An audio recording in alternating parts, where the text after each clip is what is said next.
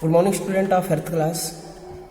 We are discussing now human resource, and I discussed in previous video the factor that influence the human resource. In this video we are going to discuss about the composition of human resource. So composition of human resource. Composition means the ratio of age, sex, literacy, occupation, language, ethnicity, tribe, religion in the population कि वो different कौन से community है, चाहे वो sex के आधार पे हो, चाहे एज के आधार पे हो, चाहे लिटरेसी के आधार पे हो, या ऑक्यूपेशन के आधार पे हो, लैंग्वेज के आधार पे हो, इथनिसिटी के आधार पे हो, तो on different basis how population is divided. तो दिस इज कंपोजिशन, संगठक. It helps us to study the basic characteristic of the total population. These all the things are sex ratio, literacy rate, age group help us to study the component या characteristic of population. The three major component of population are, अगर population के three major components को हम देखें तो that is sex composition, age structure and literacy rate. These three component are major component of population. ठीक है. और human resource. What is this? Sex composition, age structure and literacy level. तो हम इस तीनों को थोड़ा सा अच्छे से पढ़ते हैं. फर्स्ट है जो sex composition. Sex composition, this means the proportion of male and female in the total population. Total population किसी एरिया में या किसी कंट्री में कितनी है, उसमें मेल और फीमेल का जो रेशियो है वो क्या है, तो वो एक सेक्स कंपोजिशन हो जाता है. It is express with the help of sex ratio. ये इस तरीके से एक्सप्रेस किया जाता है कि सेक्स रेशियो क्या है, कि मतलब 1000 पे कितनी फीमेल है, 1000 मेल पर कितनी फीमेल है. The ratio is defined as the number of female per 1000 mail in population. ये कैसे डिफाइन किया जाता है कि 1000 मेल पर कितनी फीमेल्स है. For example in 2011 the sex ratio of India was 940 female per 1000 mails. यानी भारत में 2011 के सेंसस में अगर 1000 मेल थे तो उसमें 940 सिर्फ फीमेल रही हैं. ठीक है. This show the female are less in India. This show the female are less in India. The table given on the next page show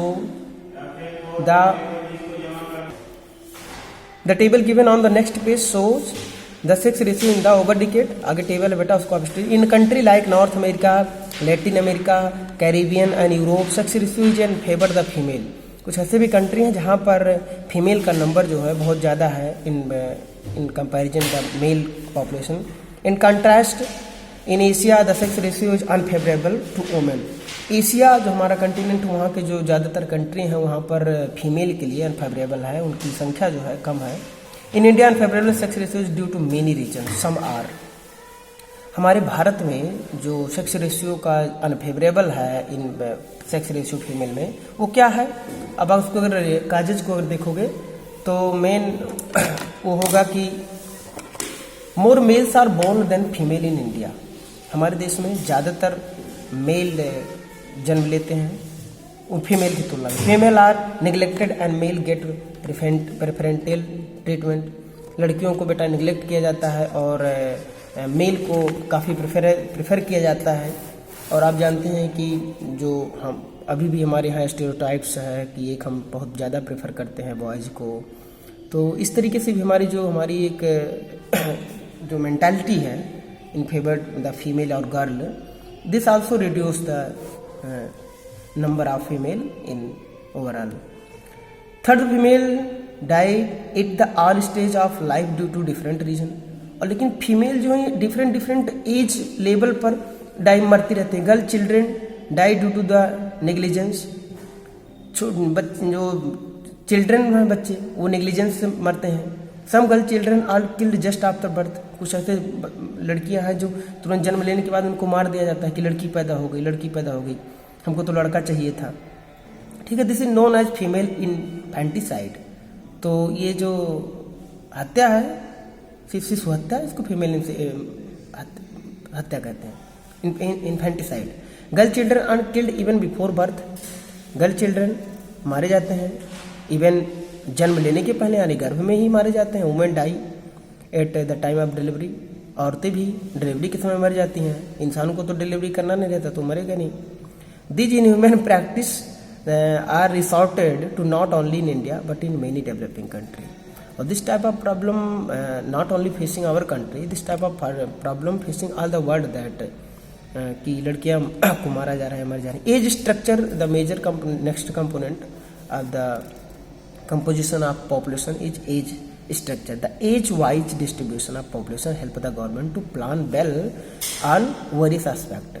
कि हमारे देश में किसी देश में एज का कितना वो है, एज कितनी है, एज किस एज से किस एज तक की पॉपुलेशन कितनी है, तो उनको देख करके हम बहुत वेल प्लान कर पाते हैं कि गवर्नमेंट भी अपना वेल प्लान कर पाती है कि उनको अलग अलग तरीके से। The population is divided into 3 group.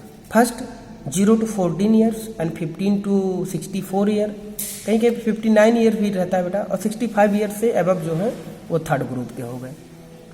अब अगर देखोगे तो आपके सामने एक टेबल है, आप इसमें देख सकते हैं कि इंडिया में 0 से 14 जो है वो लगभग 34% हैं, 50 से 64 जो है वो लगभग 61% हैं, अगर 65 से अबव जो है यानी जो बूढ़े लोग हैं हमारे देश में वो लगभग सिर्फ 5% ही हैं, ठीक है। और अगर देखो लो इनकम कंट्री में देखोगे तो बच्चों की संख्या 37% है, और 15 से 64 एज ग्रुप के लगभग 59% हैं, और 65 से अबव जो बूढ़े हैं 4% हैं, ठीक है। आप हाई इनकम कंट्रीज में देखोगे, जैसे अमेरिका में देखोगे, चाइना में देखोगे, तो यहाँ पर ये बड़ी गड़बड़ स्थिति है कि इनके यहाँ देखो बच्चों की संख्या 18% है, 67% एज ग्रुप जिनको वर्किंग पॉपुलेशन भी कहा जाएगा, जो काम करते हैं, जो प्रोडक्शन करते हैं। तो नेक्स्ट इज लगभग जो 65 में अबव है वो 15% है। आप टेबल में देख सकते हैं इस टेबल में, ठीक है। The first group 0 to 14 is called the group of children, बच्चों का ग्रुप होता है। The 15 to 64 years age group is called the working population. The 65 year above the old age group. तो the first and third group are known as the dependent group. First बच्चे और बुढ़े जो होते हैं, वृद्ध जो हैं, वो डिपेंडेंट ग्रुप माने जाते हैं, they are depend on other. If we study table 9.2, if we study 9.2 we will see that working age group 15 to 64 is the largest in high and middle income group and high proportion of people are in working age group। हम इसमें देखते हैं कि जो थोड़ा highest income वो हैं और मिडल में जो हैं उनके यहाँ काफ़ी ज़्यादा है, ठीक है। In the low and middle income countries young people are greater in number, ज़्यादा नंबर में हैं, ठीक है, लेकिन हाईएस्ट नहीं है, greater in number. In high income group are number of elder in more, और हाई इनकम ग्रुप में अगर देखें तो उनका जो एल्डर की संख्या वो ज़्यादा है। If there are more old people then the government has to make arrangement for their health and care. अगर किसी देश में ज़्यादा ये 65 एज के अबव के अगर पॉपुलेशन है तो उनको ज़्यादा अरेंजमेंट देखना पड़ता है हेल्थ और केयर पर। India fall between low middle income country category is 34% of its population is younger group. It means government has to provide means of livelihood to these people and health and education facility। लगभग हमारे यहाँ जो छोटे जो बच्चे हैं, मतलब जो 34 वो हैं यंगर ग्रुप में जो आते हैं, वो उनकी संख्या लगभग 34% है, तो इनके लिए हमें बेहतर लिवलीहुड और एजुकेशन और हेल्थ प्रोवाइड करने की ज़रूरत है। Next point comes with literacy level. Literacy level मतलब होता है बेटा साक्षरता दर, कि किसी देश में कितने लोग अपन पढ़ सकते हैं, ठीक है, स्टडी कर सकते हैं।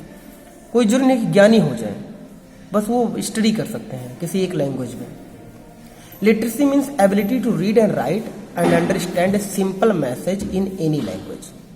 Simple definition of that, literacy means ability to read and write and understand a simple message in any language. किसी भी लैंग्वेज में आप कुछ लिख सकते हैं, पढ़ सकते हैं और समझ सकते हैं, तो that is you are literate.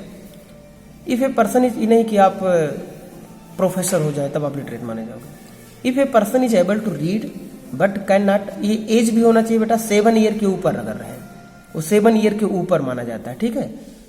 तो ये if a person is able to read but can not write, he or she is consider illiterate.